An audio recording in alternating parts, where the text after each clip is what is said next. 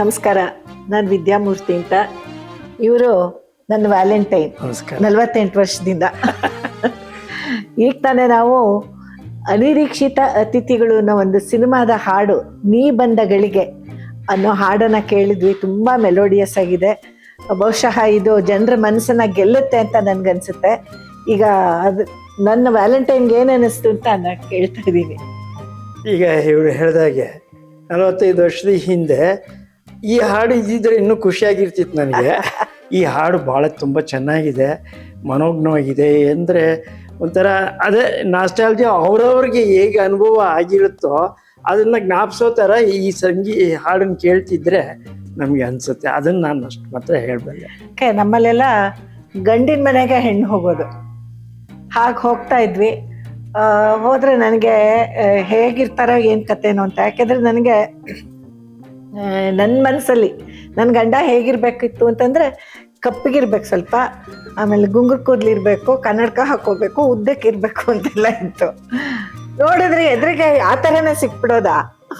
ಇದಕ್ಕಿಂತ ಮುಂಚೆ ಒಂದು ಹುಡುಗನ ನೋಡಿದ್ದೆ, ನನಗೊಂಚೂರು ಇಷ್ಟ ಆಗಿರಲಿಲ್ಲ. ಆಮೇಲೆ ಅಯ್ಯೋ ಬೇಜಾರಾಗಿ ಹೋಗಿತ್ತು. ಮೊದಲನೇ ಹುಡುಗಂಗೆ ಬೇಜಾರಾಗಿ ಹೋಗಿತ್ತು. ಆಮೇಲೆ ನೋಡಿದ್ದು ಇವರು ನೋಡಿದ ತಕ್ಷಣ ನಾನು ಒಪ್ಕೊಂಡ್ಬಿಟ್ಟೆ ಆಗಲೇ.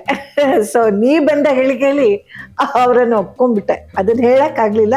ಆದ್ರೆ ಬೇರೆ ಒಂದು ಹಾಡು ಹೇಳಿದೆ, ಪುರಂದರದಾಸರದು, ನಿಲ್ಲಬೇಕಯ್ಯ ಕೃಷ್ಣಯ್ಯ ಅಂತ ಹೇಳ್ಬಿಟ್ಟು ಆ ಹಾಡು ಹೇಳಿದೆ, ದೇವ್ರ ನಮ್ಮ. ಸೊ ಹೀಗೆ ನಮ್ಮ ಮೊದಲನೇ ಗಳಿಗೆ ಹೀಗಿತ್ತು. ನನ್ನ ಅದೃಷ್ಟ, ನಾನು ಯಾರನ್ನು ಇಷ್ಟಪಟ್ಟನೋ ಅವರನ್ನೇ ನಾನು ಮದುವೆ ಮಾಡ್ಕೊಂಡಿದ್ದು ನನ್ನ ಅದೃಷ್ಟ.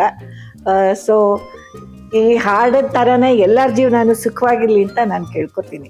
ಸಂಗೀತ ಕೊಟ್ಟಿರೋರು ಸ್ವಾಮಿನಾಥನ್ ಅಂತ. ಎಷ್ಟು ಚೆನ್ನಾಗಿ ಕೊಟ್ಟಿದ್ದಾರಲ್ವ. ಹಾಗೆ ಇದನ್ನು ಅಷ್ಟೇ ಸುಮಧುರವಾಗಿ ಹಾಡಿರೋದು ರಜತ್ ಹೆಗ್ಡೆ ಮತ್ತು ಹರ್ಷಿಕಾ ಅಂತ. ನಿಜವಾಗ್ಲೂ ಎಲ್ರಿಗೂ ಇಷ್ಟ ಆಗತ್ತೆ ಅಂತ ನನಗನ್ಸುತ್ತೆ. ಯಾಕೆಂದರೆ ಇದು ಡಬ ಡಬ ಡಬ ಅಂತ ಹೊಡ್ಕೊಳ್ಳೋ ಅಂಥ ಮ್ಯೂಸಿಕ್ ಇಲ್ಲ ಇದರೊಳಗೆ. ತುಂಬ ಮೆಲೋಡಿಯಸ್ ಆಗಿದೆ. ಸೊ ಎಲ್ರಿಗೂ ಇಷ್ಟ ಆಗುತ್ತೆ. ನಮ್ಮಂಥ ವಯಸ್ಸಾದವ್ರಿಗೆ ಇಷ್ಟ ಆದಮೇಲೆ ಚಿಕ್ಕವ್ರಿಗೆ ಇನ್ನೂ ಜಾಸ್ತಿ ಇಷ್ಟ ಆಗುತ್ತೆ. ನಾನು ನನ್ನ ಯಜಮಾನ್ರಿಬ್ಬರು ಸೇರಿಕೊಂಡು ಈ ಹಾಡನ್ನು ರಿಲೀಸ್ ಮಾಡಿದ್ದೀವಿ. ಇದು ಪ್ರತಿಯೊಬ್ಬರ ಮನೆಯೂ ತಲುಪಬೇಕು, ಪ್ರತಿಯೊಬ್ಬರ ಮನಸ್ಸನ್ನು ತಲುಪಬೇಕು. ನೀವುಗಳು ಈ ಹಾಡನ್ನು ಕೇಳಿ ಎಂಜಾಯ್ ಮಾಡಿ.